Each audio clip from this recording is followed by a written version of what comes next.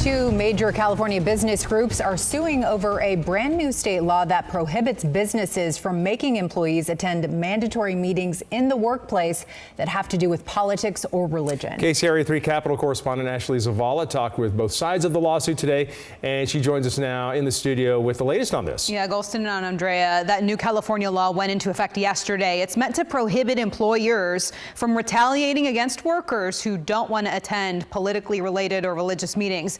This is known as Senate Bill 399, which puts a ban on making those meetings mandatory.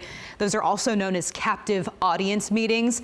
That law also places new restrictions around communications between employers and their workers around politics or religion. The California Chamber of Commerce and California Restaurant Association they're both now challenging that law in federal court, asking a judge to keep the law from going into effect. The groups claim it violates rights in the U.S. Constitution, including the right to free speech.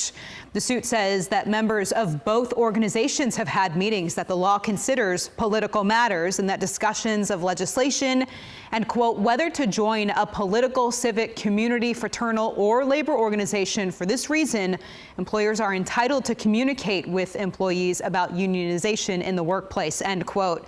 Supporters of the law, which includes several labor groups, said it was meant to free workers from intimidation from their bosses, particularly if they're trying to form a union.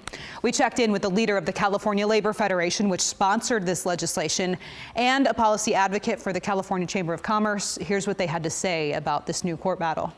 We're not surprised. We anticipated there would be a lawsuit. I think they threatened it during the legislative process. But the reality is this is well-settled law. You know, although we call it a prohibition on captive audience meetings, what this bill actually does, it's not a restriction on employer speech. It's a restriction on their actions. It's well-established law that you can't retaliate against employees who are unwilling to sit through your opinion as an employer that has nothing to do with their actual work. I think our fear is that the way the bill is written, and especially in light of already existing protections, not only in California law, but our federal law that also exist, that effectively businesses cannot talk about a wide range of topics without fear of litigation. And I'm a former employment attorney, and so when I see a law like this, I have a lot of concern for employers about, potential litigation and really infringing and chilling their right to talk to workers.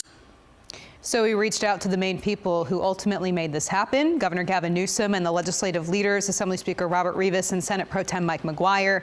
They referred us to Attorney General Rob Bonta, who is representing California in this case.